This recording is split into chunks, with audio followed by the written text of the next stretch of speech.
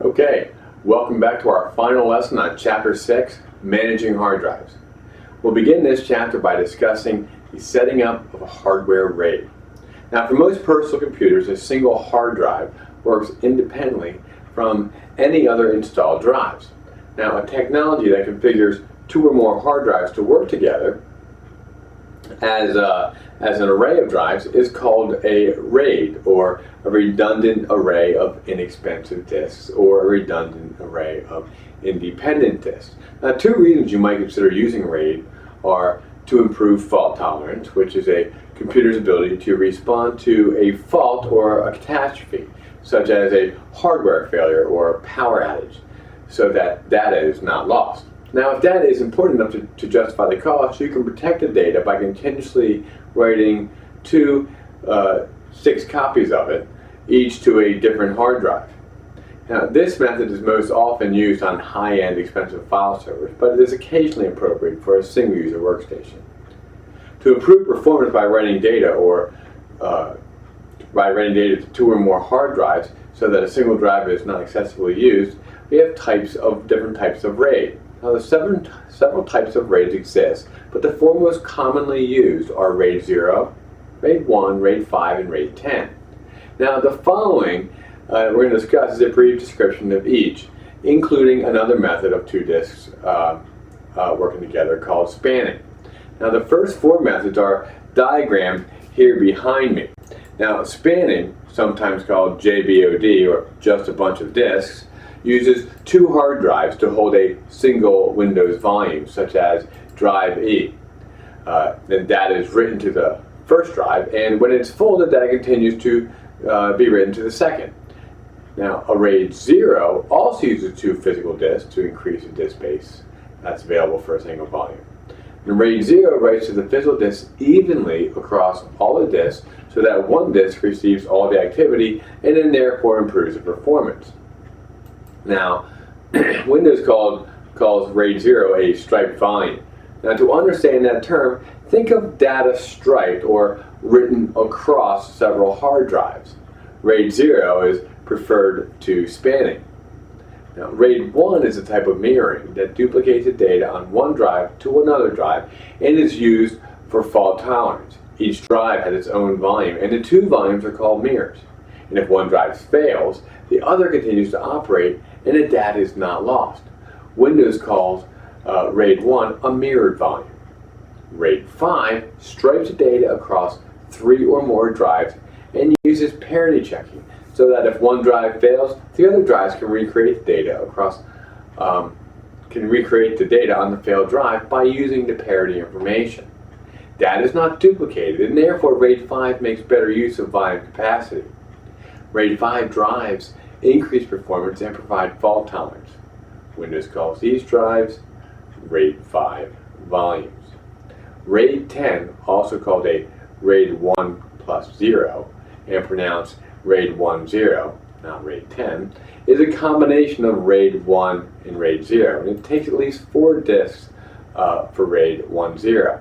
Now, data is mirrored across pairs of disks as shown here behind me. In addition, the 2 pairs of disks are then striped, as shown at the bottom of the figure here. Now, to help you better understand RAID 10 in the figure, notice that the data is labeled AA and BB across the first stripe. RAID 10 is the most expensive solution that provides the best redundancy and performance. And before Windows is installed, as with installing any hardware, first read the documentation that comes with the motherboard or RAID controller, and then follow those specific directions rather than the general guidelines that we're going to discuss here. Make sure you understand which RAID configuration the board supports. And for one motherboard that has 6 SATA connectors that support RAID 0, 1, 5, and 10, or 1 plus 0, here are the general directions to install the RAID array using 3 matching hard drives in a RAID 5. 1. Install the 3 SATA drives in the computer case and connect each drive to a SATA connector on the motherboard as shown behind me. Now, to help keep the drives cool, the drives are installed in an empty bay with an empty bay in between each drive.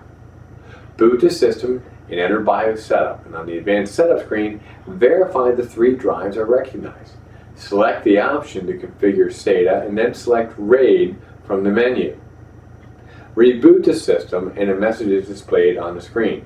Press Ctrl plus L or I to enter the RAID configuration utility. You press Ctrl plus the L to enter the utility. Notice the information area that the 3 drives are recognized and their current status is non-RAID disk. Select option 1 to create the RAID volume on the next screen. Enter a volume name like file server.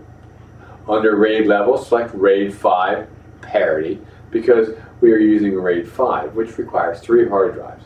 The option to select the disk for the array is not available. All 3 disks will be used in the array. Select a value for the stripe size. This is the amount of space devoted to one stripe across the striped array. Choices are 32K, 64K, or 128K. 7. Enter the size of the volume. The available size shown here is 1,192 gig. But you don't have to use all the available space. The space you don't use can later be configured as another array. In this example, we entered 500 gig. Select Create Volume to complete the RAID configuration. A message appears warning you that if you proceed, all data on all 3 drives will be lost. Type Y to continue.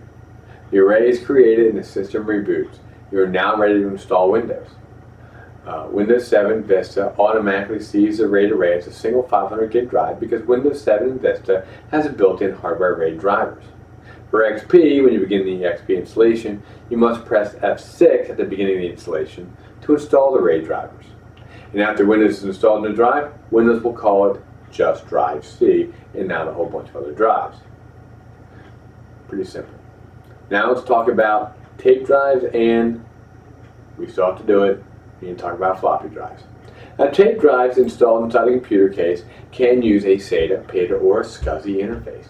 Occasionally, you might be called on to support a computer with an old floppy drive. Both tape drives and floppy drives are covered in this section. So, installing tape drives and selecting the tape media. Now, tape drives, as shown behind me, are an inexpensive way of backing up an entire hard drive or just portions of it. And because tape drives are less expensive for backups than external hard drives, CDs, DVDs, or USB flash drives, they are still used for backups even though other methods are more convenient. Tape drives currently have capacities up to 3 terabytes, compressed, and some in several types, and come in several types and formats. Some tape drives and tape cartridges support worm, which is write once and read many. Worm drives and cartridges assure that data written on the tape drive or the tape will not be deleted or overwritten. Most tape drives come bundled with backup software to use them. The biggest disadvantage of using tape drives is that data is stored on tape by sequential access to read data from anywhere in the tape.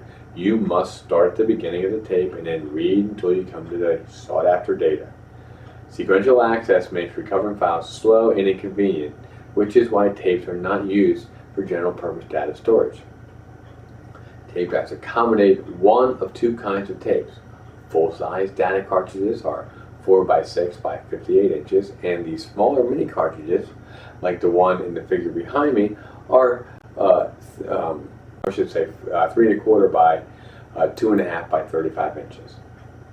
Now, the mini cartridges are more popular because these drives can fit into a standard 3-inch drive bay of a PC case.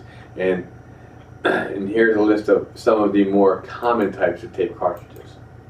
We have DDS1, DDS2, DDS3, DDS4, and DDS5. They're the most popular types. DDS5 holds up to 36 gigabytes native or 72 gig of compressed data.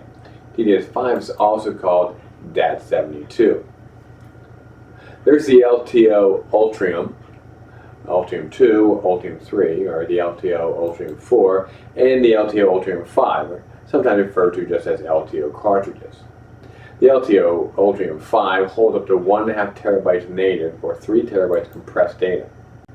As the figure shows behind me, we have an LTO 3 tape drive. The LTO or DLT, or just the DLT-4, holds up to 40 gigabytes native or 80 gig of compressed data. Super DLT Tape 2 holds up to 300 gig native or 600 gig of compressed data. The Trevan data types of cartridges can vary from TR1 through TR7. The TR7 holds 2 gig native and 40 gig compressed data. The AIT types have been around a long time and include an AIT Turbo, the AIT 1 through 5, and the AIT S. The AIT holds up to 1.3 terabytes of compressed data. And then we have the SLR types, which include the SLR1 through the SLR140.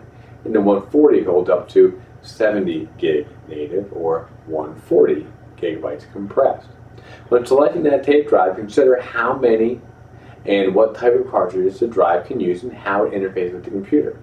The drive might be able to read from more types of cartridges than it can write to. A tape drive can be external or internal. An external tape drive costs more but can be used by more than one computer. An internal tape drive can interface with a computer using a SCSI, PATA, or SATA connection.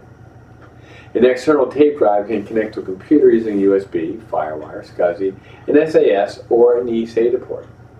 And that's all I had to talk to you about tape drives right now. Now we're going to talk about something extremely old, probably as old as me, older than probably most of you, and that's the floppy drive. We're going to talk about installing the floppy drives. Now you almost never see them anymore, but they're still covered on the A+ exam, so you need to know about them. Now we'll try to make this as brief and as painless as possible. A 3.5-inch high-density floppy disk drive, or FDD, holds a whopping 1.44 megabytes of data. So when using floppy disks, know that to write to the disk, the write protect notch, just a little tab that's in the one corner of the floppy disk, must be closed. You can see an example of it here behind me. Now the floppy drive might be an external or an internal device, and the one behind me shows a USB floppy drive. And that's typically the kind that we use in our classrooms and lab settings. This figure here shows a floppy drive subsystem of an internal device which consists of the floppy drive and its 34-pin ribbon cable, the power cable, and the connections. The Berg power connector has a small plastic latch that snaps in place when you connect it to the drive. Today's floppy drive cables use a connector at each end and accommodate a single drive, but older cables, like the one behind me, have an extra connector or two in the middle of the cable for a second floppy drive. Now for these systems, you can install 2 floppy drives on the same cable, and the drives will be identified by the BIOS as drive A and drive B. Now notice also in the figure that there's a twist in the cable. Now the drive that has a twist between it and the controller is drive A, and the drive that does not have the twist between it and the controller is drive B. You'll also notice in the figure the edge color down one side of the cable, which identifies pin 1 of the 34-pin connector. Now when installing a floppy drive, install the drive in a bay as you would a hard drive, and then connect the data cable and power cord. When connecting the data cable, align the edge color of the ribbon cable with pin 1 and the motherboard connector. As you can see behind me, if you connect the cable in the wrong direction, the floppy drive light stays lit continuously and the drive doesn't work. Some connectors allow you to insert the cable only in one direction, and we call that notch on there a key. So be sure the end of the cable with the twist connects to the drive and the other end of the motherboard. Replace the cover, turn on the computer, and enter the BIOS setup just to verify that the drive has been recognized with no errors. If you are adding, not replacing a floppy drive, you must inform the BIOS setup by accessing setup and changing the drive type. Boot to the Windows desktop and test the drive by formatting a disk or copying the data to the disk. Now that concludes everything we have on managing our drives. Return now to our online management system and complete any of the online assessments that we have, applying concepts, the 6-3, I believe, through 6-6 should be available to you, and then also prepare for your end of chapter exam, which will be posted for you shortly. Then come on back here and we'll discuss in the next chapter, chapter 6. See ya and good luck.